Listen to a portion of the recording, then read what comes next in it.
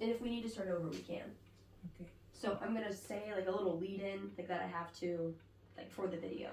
So, hi, my name is Riley Wilkinson. We are a group of Marshall High School students dedicated to exploring and documenting the rich experiences of individuals in Marshall, Missouri. Our mission is to preserve, share, and celebrate the rich history of Saline County through the lens of its students. By researching, documenting, and showcasing key events, figures, and milestones, we aim to deepen community pride and understanding. Through our work, we strive to connect the past to the present, fostering a sense of heritage and inspiring future generations to appreciate and contribute to the county's ongoing story. By sharing your experiences, you can help us preserve the unique history and culture of Marshall for future generations. We ask that you please sign and review and keep a copy of our consent form that explains this in details. Let's get started. Okay? Ready. Can you tell me your full name, when, and where you were born? William Andrew Davis. I was born near Hardeman, Missouri. I was born in Fitzgibbon Hospital in Marshall. Mm-hmm. Frances Ellen Davis. Well, I was a Pointer. Mm-hmm. I was born at Fitzgibbon. No, I was born at home Mm-hmm. at Route 1, Marshall, Missouri. Fun. Can you guys tell me your birthdays? My birthday is 4/28/1930. July the 8th, 1932. Okay. So obviously you both were born here. Can you tell me what may or may not have brought your family to this area? Do you recall any stories from like either your parents or maybe your grandparents? How long has your family been here? My great-grandfather came from Iowa here with 4 sons. He said the winters weren't any worse up there, but they were longer. And so he wanted to move south, and they traveled a day's journey south of Sedalia, and he said, we've come too far south, we've come too better. And they moved back north of Sedalia, bought a farm, and before the before the year was up, a man wanted to buy it, and immediate possession, and they lived in an old log cabin till spring, and he moved back then after that and bought 960 acres of land west of Ararock and some near Hardeman, and then he and his boys farmed that, and then he divided it up. Each one was to get 240 acres. Mm-hmm.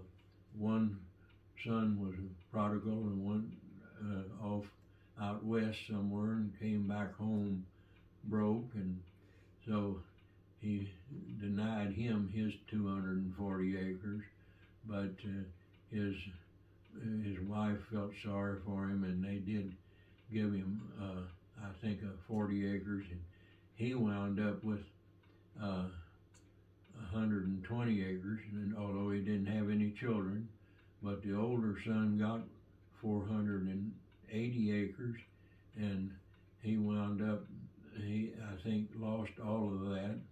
And the other 2 brothers, my grandfather and his brother, I think my grandfather managed to hold on to his 240, and his brother wound up with only 20 some acres of his. But anyway, they all farmed and settled here in the Hardeman and Ararock area. Well, I don't know that much about my history, but I do know my father came from Gasconade County, Mm-hmm. and he lived, I think, over around Miami for some time, Mm-hmm. and then he moved back to Saline County. We lived south of Marshall. There was, you want to know all of our family? If you want to. There was 8 of us children born in a little house on Highway D now. No. No, Highway. What was it? I got that wrong. What it? Don't answer. It's okay if you can't remember. Okay. Anyway, it's out southeast of Marshall. And then there was 7 of us born there. And then we moved probably 3 or 4 miles and then we bought a home in the same area that 3 more children were born there. Mm-hmm. So there was 10 of us children when we grew up, and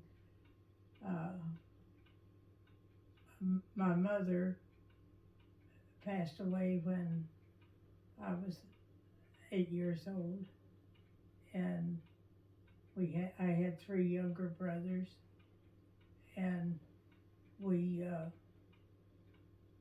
all stayed together. Mm-hmm. And my dad remarried, and I had 3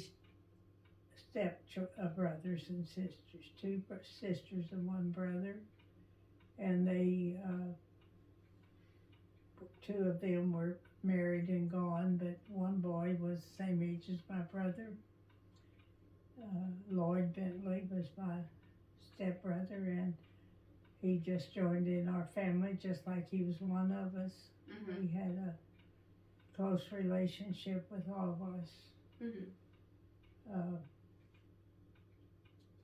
So where were you in the order? I'm the 7th. You're the 7th out of what ended 10. up being, in total, including your siblings. Oh, well, my 2 one of my stepbrothers and my stepsister were older than my brothers. Okay, sisters. gotcha. So 7 out of 10, but then you ended up being younger because you had 2 older step siblings. Yes. Okay, yes. gotcha. And then I know that you didn't have any siblings. No, I had no. My mother died when I was a baby, Mm-hmm. and her parents were going to take me, and my mother had 3 old maid sisters that were still at home, and they were going to take me, and my daddy was going to live with his sister and her husband, and they saw that he was taking it so hard that my uncle Ben Limecooler got on the old renter phone and called my grandparents and said, if you don't mind, we're going to come and get the baby and keep him. And so they did, and they had Uncle Ben and Aunt Minnie Limecooler. They had a boy and twin girls that were 15 and 16 years older than me, but they took me in, and so I had lots of people looking after me, and so we lived with them until I was 16, and my aunt got real sick, and so she wasn't able to take care of us any longer, and they moved to town, and so Daddy and I batched, and that was a disaster. But so he hired a man to work for him, and he hired his wife to cook for him, and we went in and sat down at their table and ate meals with them for 3 or 4 years. And, then I guess I went to the Marines, and before I got out of the Marines, I married a wonderful woman, and so she's looked after me ever since. What was your childhood like growing up here? And what are some of your favorite memories from your early years? What did kids do for fun when you guys were growing up?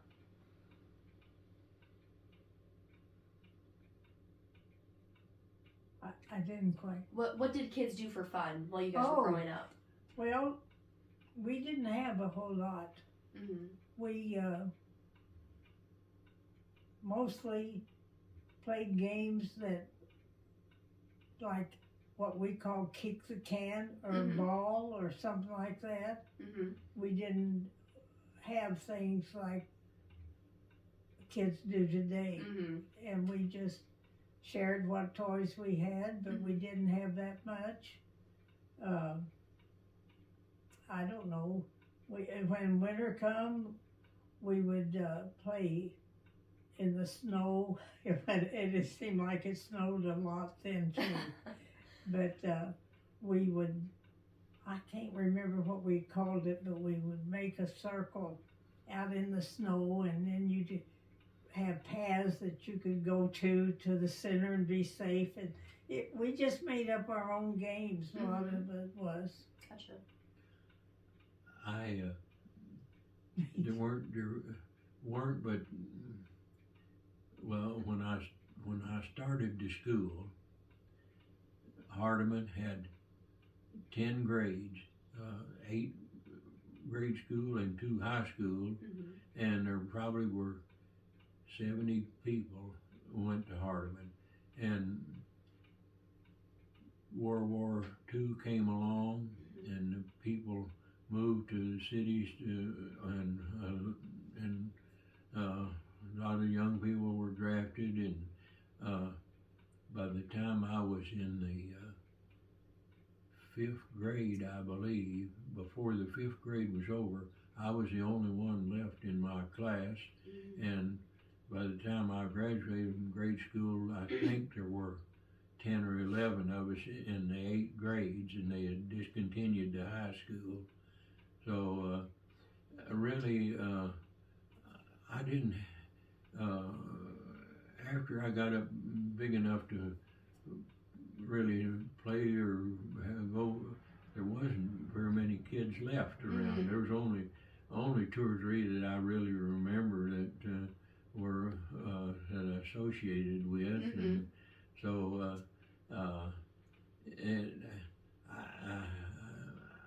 I don't know. I do remember something that might be fascinating to you. In I think it was in 1939. We didn't have electricity, but they had built electric lines, and back then you didn't have cell phones, you didn't have the communication you have today. Like I said, you still had the old ringer phone, and there would be at least 4 or 5 other people on that line. Mm. If a phone rang, everybody run to the phone to see what the gossip was.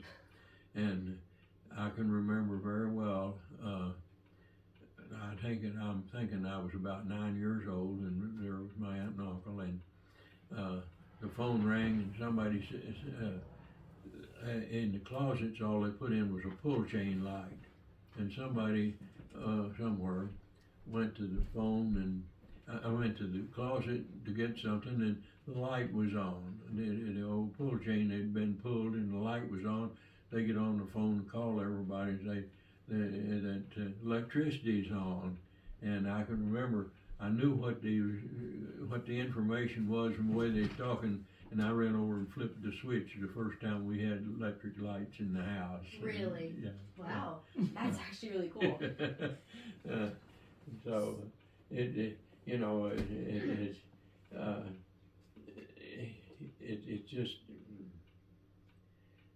it's just unreal how in my lifetime how much technology has been developed. Mm-hmm. Of course, I can remember my uncle had an old radio, but it was a battery operated radio because it didn't have electricity. Mm-hmm. And he bought a battery and I can remember very well, he cautioned me, and I don't know why he thought I'd ever turn it on, but I probably didn't even know how.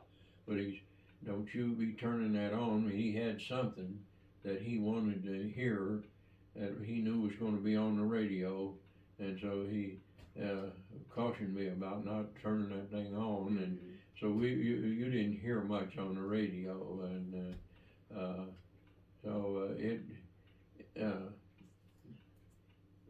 there's just no way to explain to you that, so that you know that in a way you can understand what it's like not to have a radio, not to have a telephone, not to have a TV, not to even have electric lights, and we did have my uncle did have a coal furnace, so he didn't have to carry wood in every day. But there were times that we had when we hadn't been married long, we still had, I think, a wood stove. And one time we had a coal stove, and we didn't have a telephone until after we built this house. We had lived south of Air Rock on a place we had for a year or two, and then we moved here and built this house, and then we got a telephone. So. Wow. You kind of touched on it, but what schools did you attend when you were a kid? And what was school like when you were younger? How did you get to school? What kind of classes did you take? What was your favorite subject? That kind of stuff. Well, I attended Hardeman, and we lived with my uncle, and was 2.5 miles to school, and I rode a horse the first 2 or 3 years. My cousins were going to Missouri Valley College, and I think through the first 3 years probably, they took me to school, and my uncle, my daddy's brother, was running the Hardeman store, and they'd take me down there, and they had 8 o'clock classes, so they'd take me down there and dump me out to store, and I'd stay there until time to go across to school.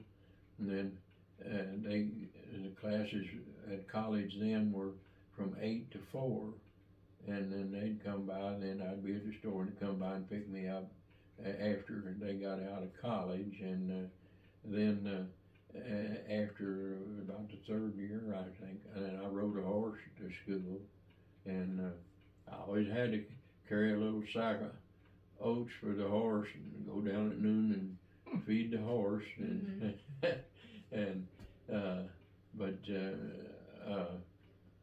and the courses we took in grade school then were just basic math, English, history, and I don't know if we had reading, writing, and arithmetic. Yeah. No science. We were supposed to learn how to write.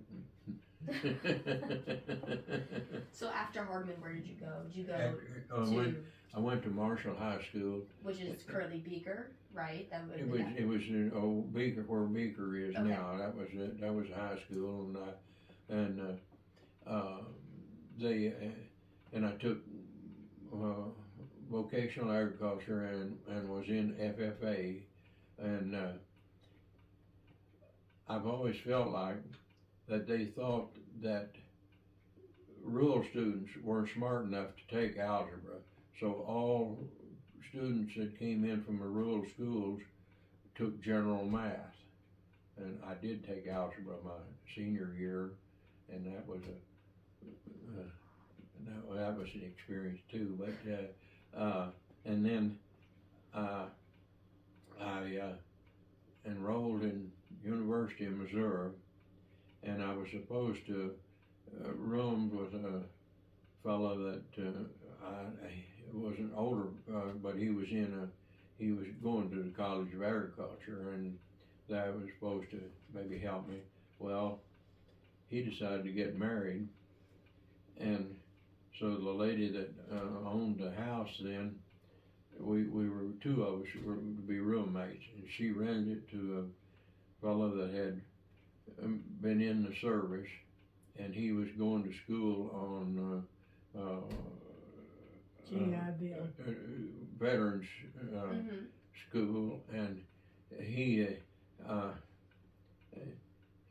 and I did not jive at all, and so, and then besides that,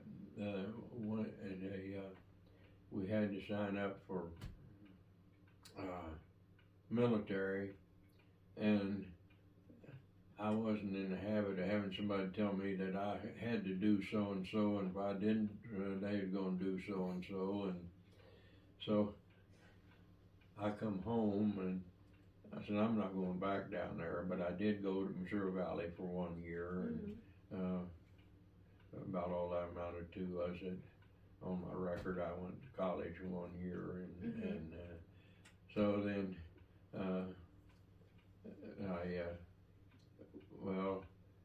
Daddy didn't have good health, and I was going to come back and help on the farm, and then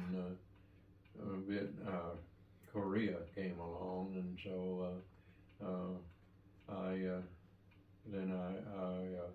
spent 2 years in the military, and then we get married, and I don't have but 6 months to do, and so she's going to come and stay with her stepsister in California, and we're going to we can spend some time together on weekends. And the day they were to leave to come to bring her out, Daddy and his brother and his wife were going to come, and well, they told us if we had 6 months we didn't have to go overseas. Well, they changed that. Then we were going to have to go to Japan for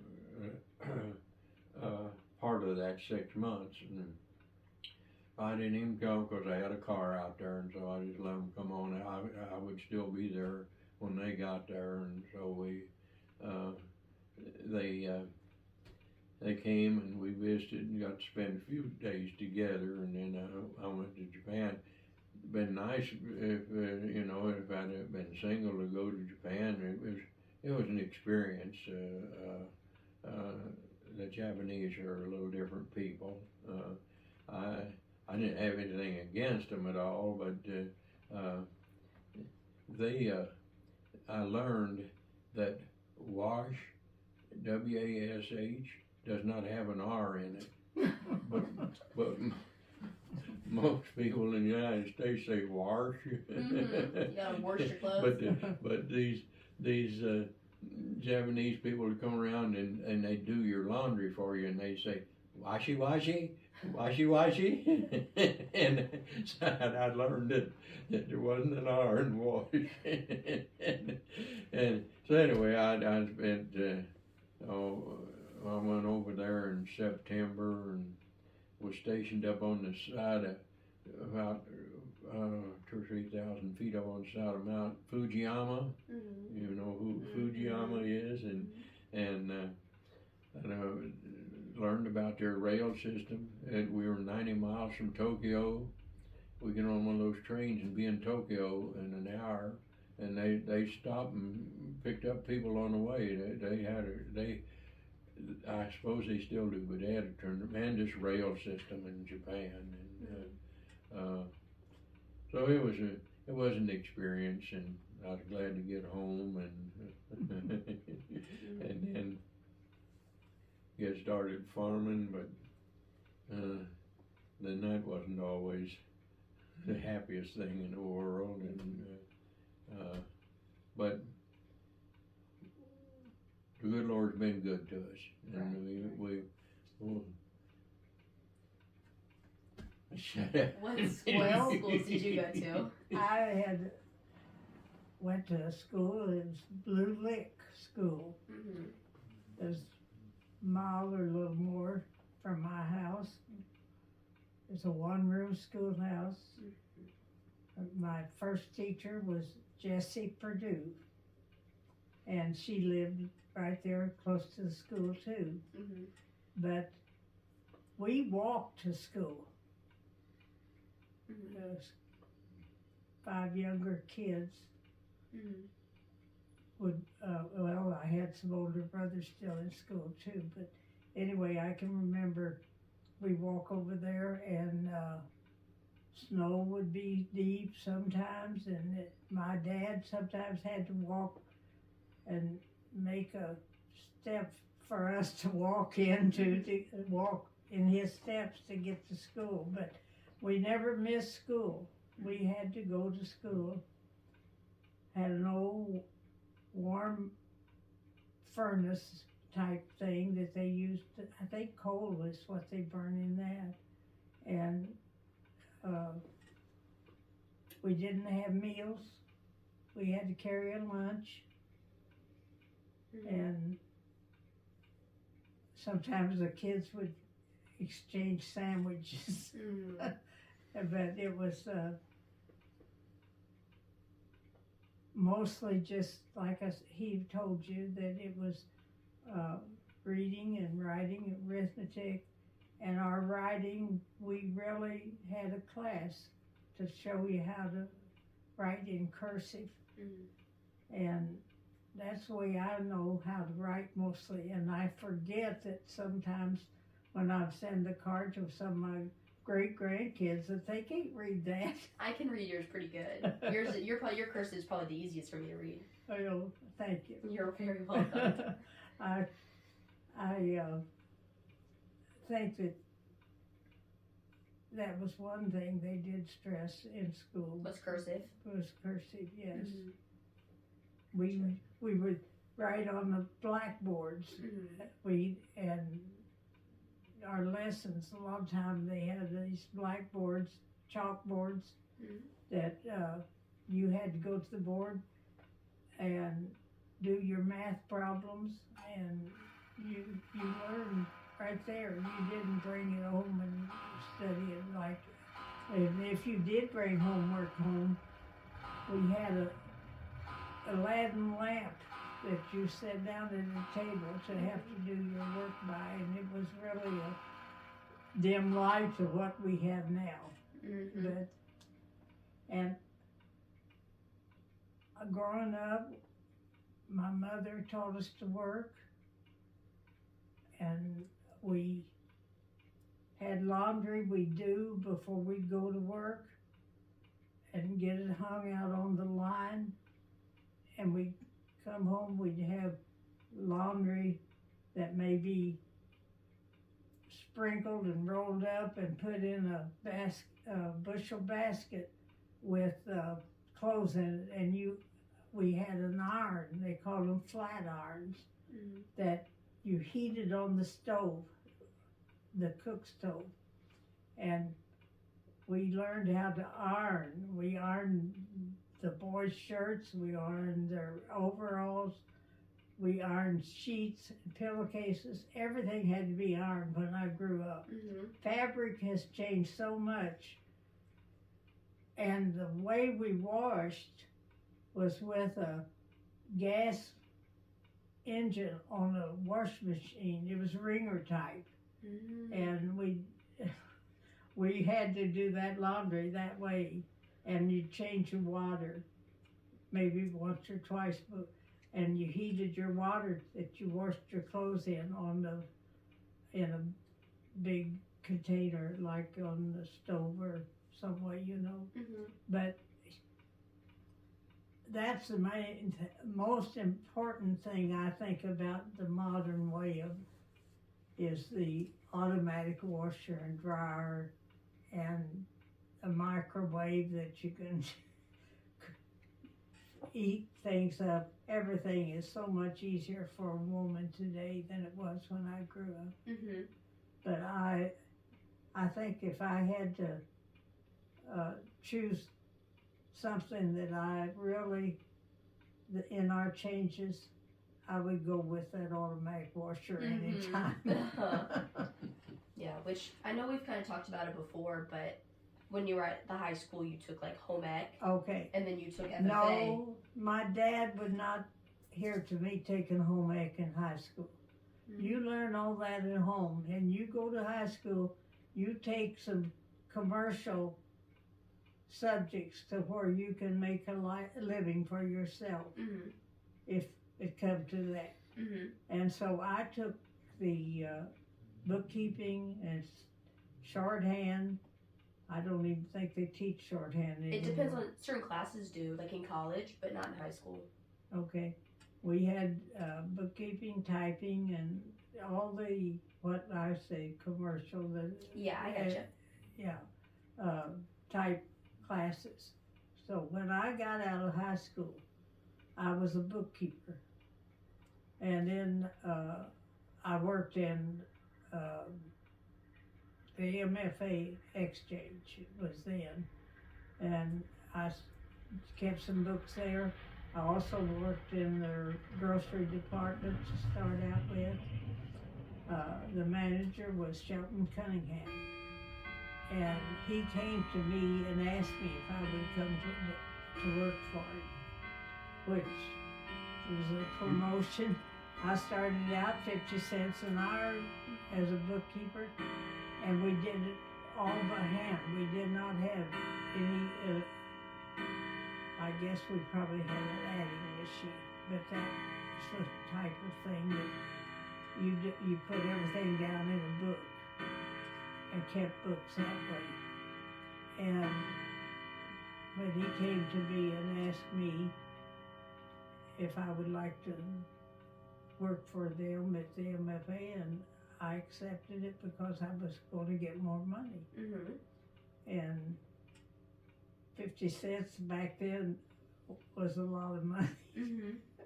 But then I went from there.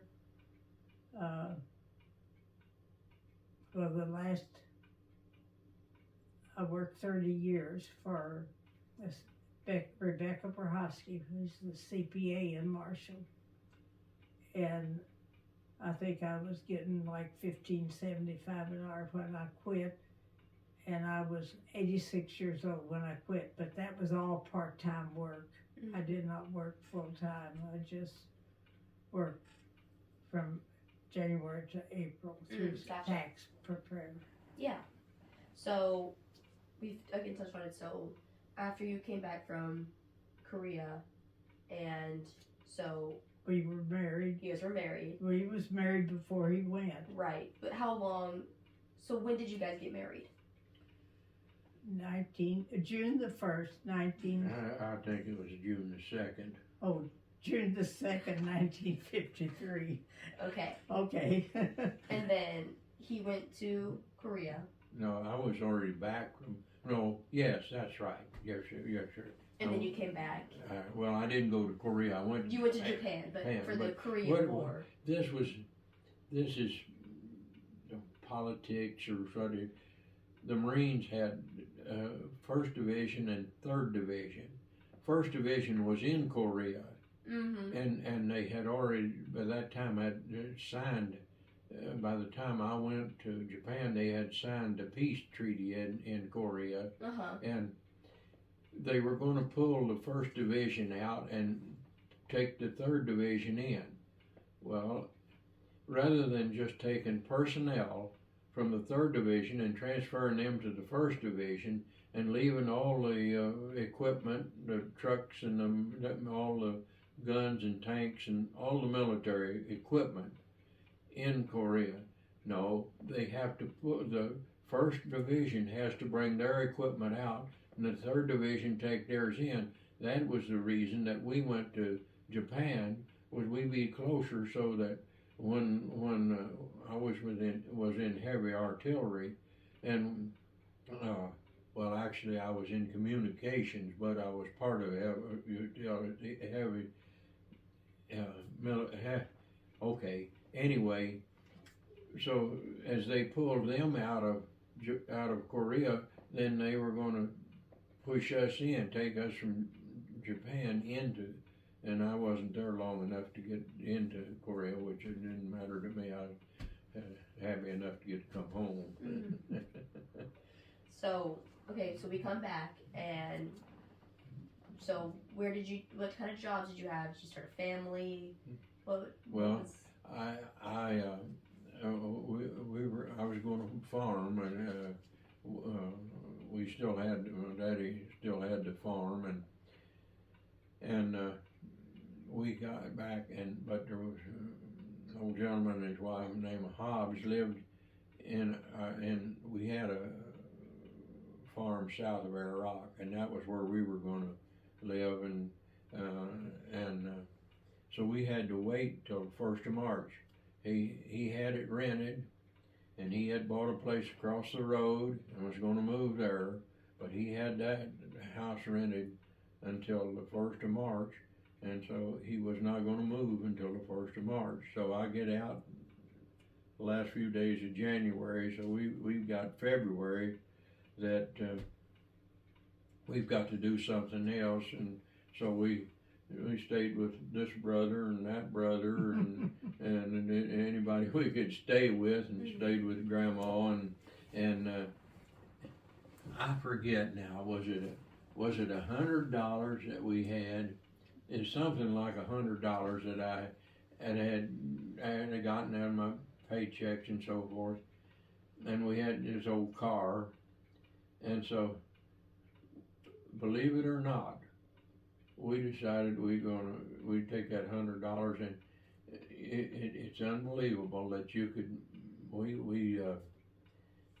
I don't know, we drove two or three states, and we stopped and visited with a fella down in Kentucky, Houstonville, Kentucky, that I had been in the Marines with, and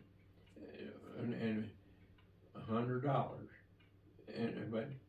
and I never will forget the last night. We were just this side of St. Louis, and I forget what it was, $6 or $7 this lady wanted for the room, I think, and I don't know, I'm not going to give more than $5. I'm too close to home. I'll just drive home tonight. She said, give me the $5, and that might not be exact figures, but it was close to that, because we ate a little bit, and we stayed 2 or 3, I don't know, we were 3 or 4 nights we were gone, but today, you couldn't even fill your tank up for $100, so you can't stay, and I don't know, I see prices of well over $100 to stay somewhere in a night, for sure. But anyway, then we got possession of the house the 1st of March, and so I started farming, and we were traveling back and forth, and we had more here than we had down there, and so Mike was born while we lived down there. 55. Where was he born at Fitzgibbon? Yes. Okay. Yes. And anyway, and I can tell you a little story too about it. You may get tired of all these stories, but we were living down there, and she was pregnant with Mike, and anytime she cooked any meat, she was sick. And so a friend of ours had given us a couple of goats, and we had butchered those goats, and she had this goat meat in a pressure pan, and she opened it up, and she decided that goat meat I thought was good, but it's a little bit harder to cook than beef, and she decided that it wasn't quite done. She put the lid back on, and somewhere in the process, she got a little piece of something in the jiggler valve, and it blew the safety valve, and it put a grease circle that big or bigger on the ceiling, and I guess when they tore the old house down, it still was there, 'cause it was still there when we left, and we lived there. I guess we lived there from March of 50. Well, from March of 1 year till August of the next year, or about a year and a half. We lived there, and then we decided to move up here, and and then Virgil Limecooler, who we had lived with, and I had lived with, he said, if you'd like to build a new house, he said, I'd build it for you. He never worked at the car, but Virgil had all ability. He could do anything he wanted to do, and so we tore half of the old big house that we were living in down, and he built this house for us, and so anyway. Foundation was for the morning Tony was born, December the 1st. Okay, really? That's Yeah. fun. I didn't know that. That's fun. They and I'll never forget, Virgil had always, all the concrete he had poured before had been hand mixed, and you just pour what you could today and you pour tomorrow, and we thank goodness we only got a crawl space under this house. The foundation is only 4 feet tall. Whether it had been a basement, it'd have been 8 feet tall. And then, anyway, we had trucks scheduled to come at 9 o'clock, I think, and another one an hour and a half behind it. And well, I think the old truck rolled in here, and he hadn't much more than got here till another one came, and we started pouring that concrete, and just as soon as we did, the farm started to spread. And Virgil realized that when you got ready mixed concrete, that you had to have a lot more braces, and so he started cutting stakes, and the fella living down here, when I switched off on a sledgehammer driving stakes, and of course I'd been up all night because Tony wasn't. I took her to the hospital 9 or 10 o'clock at night, and he wasn't born until 5 o'clock the next morning, and so I didn't get any sleep, and then I did the hardest day's work I ever did in my life, driving stakes or trying to brace, and we did brace this up, and we did hold the foundation, and when the last concrete went into the foundation, the sun went out of sight in the west, and I'll never forget that day. It's a long day. It's a long day. Yeah. Goodness. So, well, you come to get stories, but you didn't expect to get all these. No, these are fun though. I mean, even just for my own, I can edit them out if I don't. You can delete any of that. But it's still fun for me to know. Yeah, I can still edit it. But are there any businesses, buildings, or landmarks that used to be in Marshall that aren't anymore, that were like really important, or everyone used to go to them? Can you think of anything? Oh, the theater. Mary Lou Theater's gone. And we used to go there when we were young, and the Christian church, I think, is where the theater was. Okay. No, And the bank is where, the drive-in bank is where the theater was. It was across the street from the Christian church. Okay, yeah, I believe that's right, yes. Well, of course, Fitzgibbon Hospital was gone. Yes, the old one. It is. And I guess the building's gone. I don't know. I think they did just recently fully tear it down. Yeah. When I moved here, it was still up, I think. Yeah, they had Vogue, lots of dress shops in Marshall, and Not anymore. not anymore. Can confirm. Shoe stores. Davis Shoe Store used to be over there where part of the Wood Houston Bank is. And it was a nice shoe store, and you could go in and get shoes for the children, and whenever you needed anything, or I can remember the square was a busy place.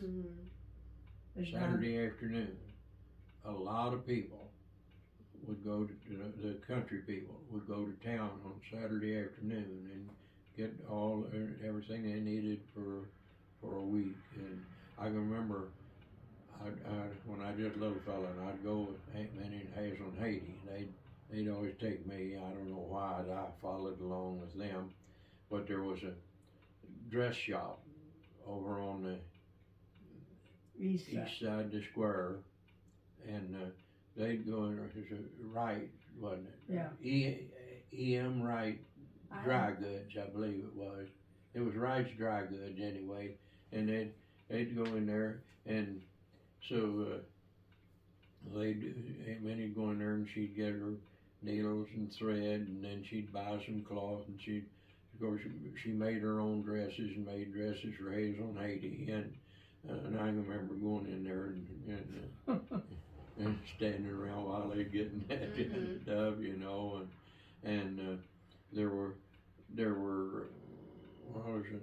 I think NPN Kroger grocery store, and there was some down on little just cafes along there.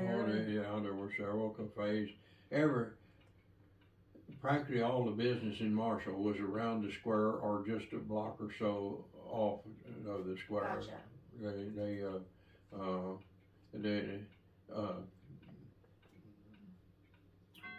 Well, Uncle Ben had a sister that she was a widow woman by the time. In fact, I think her husband died before I was born, and she had a son and a daughter, and I can't tell you for sure, but she lived out on 20 Highway, and I'm not sure where she lived. Aunt Clara. Aunt Clara may be on this side of where 65 Highway goes through, and all that on the west side out there. 65 Highway came right through the center of Marshall. What's Odell? You came in on Miami Street, and you took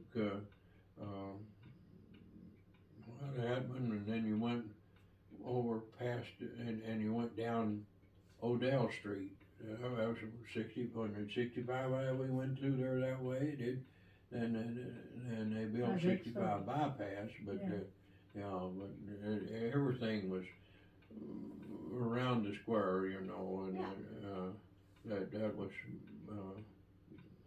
there were a cafe or two on the square. There was a hotel on the south side of the square. There was a hotel on the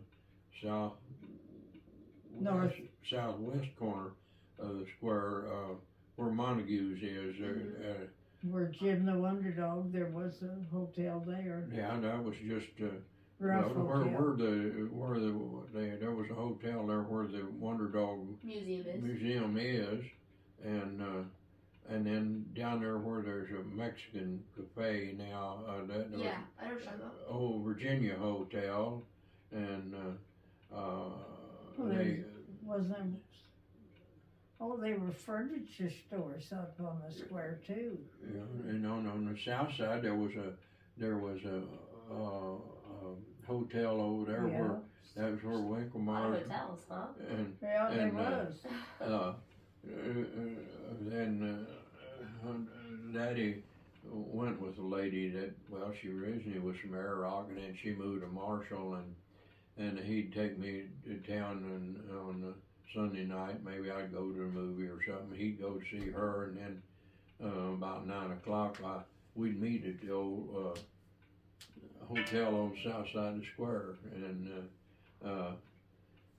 so she's a altogether different town than it was 100 years ago. What are some distinct memories you have of like pop culture? So that's like music, TV, sports, movies, that kind of thing. What was really popular? Well, I can think that our church had a baseball team, and we got to go watch ball games that the boys played in. My brothers played for them. So baseball was just baseball America's was pastime. one thing I grew up with. Yeah. Mm-hmm. And who were some popular like music artists? I can't remember. Johnny Cash Mm. and Oh. As we said, we didn't have radios. Yeah, back yeah, then. no, it doesn't have to. It can just be. It can be once you kind of started to get older too. Yeah. Or like, what was the Willie first? Nelson. Willie Nelson? And What was the first? Country and- music mostly back Yeah. in was what was When the- real popular. after we got electricity and got electric radios, then on Saturday night you turned Grand Ole Opry on and listened to Grand Ole Opry, you know. Gotcha. There were a lot of, and so help me, I maybe it's just my age, but so help me, we enjoyed listening to that music. And today, we're on channel 365, RFD channel. 435. Huh? 435. 340. Anyway, RFD channel. I don't know if you all get the RFD channel, but you can turn on there and get what's supposed to be country music, and most of the time I can't wait till she turns it off. I just it's not music to me, and maybe it's the same thing I listened to as a kid and thought it was music. No, I don't know. it's very different. Yeah. Yeah. And but What was the first thing you saw that was in color, like on the TV or a movie? We had black and white when it first started out, and your grandfather was probably 5 or 6 years old, maybe, and my mother gave us a black and white TV, and he got to watch. What was that show that he would cry? It was about a dog, Lassie, maybe. yeah, could have been. Yeah. It was. Now, if you want a little story on him, I've got to be ashamed of myself, but I was very careless about my guns. And one day she looked out and there was an old colored man bringing Mike and Tony up to the house. And they had gotten one, they weren't, I don't think they were over 5 or 6 or 7 years old at the most. And they had gotten one of my rifles laying around down there somewhere, and they were going to go hunting, and they was out there in the road, going down the road, and this old colored man come along and saw him, and he knew two little boys like that didn't have business that rifle, and he brought him back up to the house. That's. Well, he had gone hunting, I think, and that's why they decided they were going to go hunting too. Gotcha. What are you most proud of in your life? Do what? What are you most proud of in your life? My family. Yeah, and her. Well, that's my family. Yeah. My husband and my children that we have raised. And I'm very proud of my family. Me too. I'll grant you that probably maybe every one of them has done things that we wouldn't have approved of. But I look at so many families and that has 3 or 4 children, and looks like a lot of them that there'll be 1 or 2 of them that just up to something they don't have business being up to all the time. And I'm so thankful that our family is pretty well behaved themselves. I would say so. So we're going to move on kind of like to community history and like kind of world history.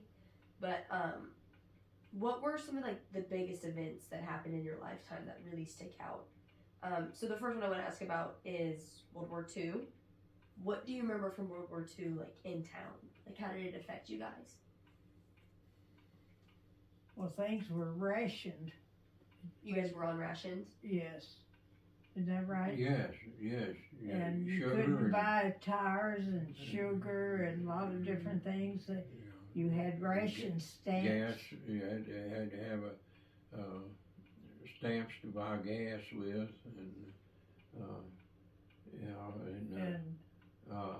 and I suppose Iraq, when I was a child, they claimed there were 250 people lived in Iraq, and I don't think this is a true fact, but it was said there were 200 black people and 50 white people that lived in Iraq, and I know that Daddy needs somebody to help him for a day or two, or just maybe for a day, and he'd drive down to Iraq, and there'd be 5 or 6 black boys sitting along on a bench there under where that canopy is. It was there then, and there'd be a bench along there, and he'd say, "One of you boys want to go to work for me today?" And yeah, they was waiting on somebody to come and pick them up. And World War II came along, and all those black people, all either the boys were drafted, and the older ones went to the cities to work in defense plants. Event in town, like during the 1960s, when segregation ended.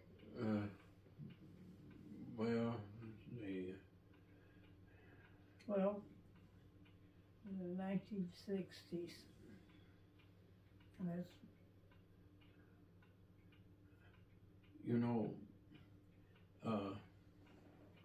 that's the year Jerry was I don't think that really affected us, Yeah. her and I, because that was after our kids started to school, and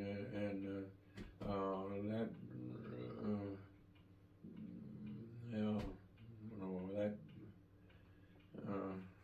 Was town segregated? Did you have? we didn't have. Really? The people in Marshall at one time, they didn't have a black school. They took the kids from Marshall to Sedalia, isn't that right? For high school, they had a grade school out. I think maybe that old grade school building's still out there in the east edge of Marshall somewhere. Mm-hmm.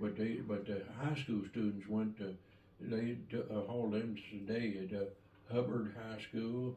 I think it's there in the north part of Sedalia, and I think somebody has taken that old building and redone it, and I don't know what's in there now, but I know the old building's still there now. Whether it's fallen in or not, I don't know. But yeah, they See that? mm-hmm. But I think there was, yes, our children went to school with 1 or 2 blacks in Hardeman. Mm-hmm. But other than that, Yeah. that's when I can remember they started going the same schools. Yes, that would have been right around that time. Yeah. What can you tell me about the JFK assassination? the what? JFK being assassinated. Do you Oh. remember that? Oh What was- yes. I just thought it was the worst thing ever happened in our country. Yeah. It was. Yeah, John Kennedy, may have had some morals that weren't the best, but I think he was making a good president. I think he was. I don't think there was any problem about the kind of president. Yeah, if I'm not mistaken, he probably was the first Catholic I think you're right. Yes, I think you're right. First Catholic president, but I think that as far as being a leader of the country, Yeah. I think he was a very good man, and